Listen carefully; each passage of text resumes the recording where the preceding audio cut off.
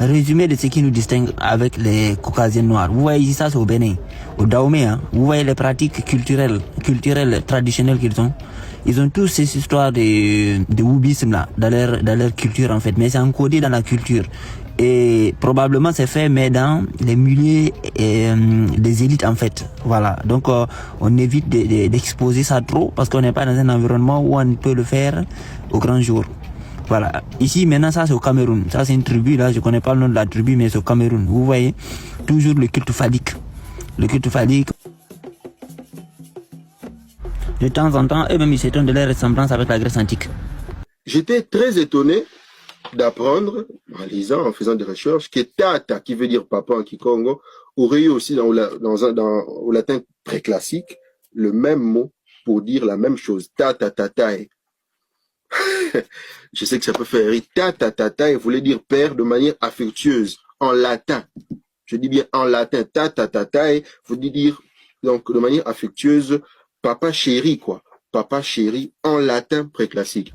Donc, en fait, ils ont des parentés avec tous les peuples caucasiens noirs. Ils viennent du Caucase, voilà. Voilà le groupe Ashanti Akan, par exemple. Les mêmes habillements. Le premier palais qu'ils ont construit avec les Blancs. Le plus ancien palais qu'ils ont eu, c'était avec les Blancs qui l'ont fait. Les mêmes habillements. Kwame Nkrumah, qui a lutté pour le panafricanisme, il était dedans.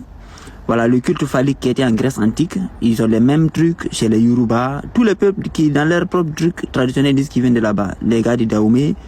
Voilà, ils ont le culte du vin, ils versent toujours le vin par terre comme vin sacré. En Grèce antique, c'était pareil, c'était des orgies. Voilà le dieu du vin en Grèce antique, Dionysos. Ils font des libations. Quand ils invoquent Dieu, il faut qu'ils versent du vin. Ils ont les mêmes carrures, les mêmes physiques. Ils ont le truc du wubisme dans leurs statues, dans les trucs sacrés comme en Grèce antique. Voilà, ils ont les trucs vraiment bizarroïdes, quoi. Voilà, des trucs qu'ils ne pouvaient pas faire devant tout le monde en fait, parce que voilà, c'était la religion islamique, tous les pouvoirs dans la zone étaient musulmans, donc ils auraient été combattus en fait. Parce qu'en ce temps, les peuples avaient le vrai islam, pas l'islam ottoman d'aujourd'hui. Non, le vrai islam ne pouvait pas tolérer ça. Maintenant, vous voyez ici par exemple Jésus, c'est un pasteur berger.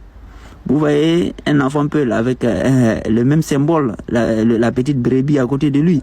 C'est le même symbole qu'on représente Jésus avec une petite brebis, tu vois. Donc ici on a le dieu Koum en Égypte antique, bélier, avec une tête de bélier, Baal. Le bélier, c'est Baal chez nous. Voilà, ce type de bélier là par exemple, c'est un bélier typique du Fouta Djallon. On a le chien Anubis qui est gardien de la maison ou bien du tombeau. Il est couché en forme d'un chien gardien. Parce qu'un chien qui garde, il se couche comme ça. Alors que eux, en temps, ils mangent les chiens, ils les font souffrir, ils ont des marchés des chiens. Ça, c'est au Nigeria, il y en a en Côte d'Ivoire aussi. Au Mali, c'est là-bas qu'on mange le plus de chiens en Afrique de l'Ouest. Et ces mêmes gens-là se considèrent descendants de l'Égypte antique. Alors qu'ils bafouent tous les totems et symboles de l'Égypte antique. Donc ici, vous voyez les chiens en Ibis, comment il est couché, c'est en mode surveillance. Parce que nous, les chiens chez les peuples, c'était les gardiens en fait. Ils gardaient le domicile là où on se couche, là où on meurt. Vous voyez, les poules, ça fait partie de notre culture, voilà, typique. Partout où on est, on a des poulaillers. Et par exemple, moi, mon arrière-grand-père, il mangeait même pas de poulet en fait. Voilà, il y a beaucoup de peuples qui ne mangeaient pas de poulet avant. Le chat, il est sacré chez nous. On l'élève, on n'en mange jamais. Voilà, c'est un animal de compagnie, surtout pour les femmes. Surtout pour les femmes. Or, le chat était sacré en Égypte antique. En temps, les Noirs là, ils mangent tous le chat quasiment. Et ils le tuent de façon brutale. Nous, les bébés, ils jouent avec les petits veaux. La vache était sacrée en Égypte antique, la divinité. Voilà, les anciens Égyptiens, c'était des éleveurs pasteurs, en réalité c'était des nomades, comme nous. Vous voyez, ils avaient cette proximité-là avec les vaches, avec les animaux. Voilà. Et tous les dieux égyptiens, comme Apis ici, ils ont des cornes en fait. Quand vous regardez, il y a le disque solaire au milieu de cornes sur la tête. Voilà.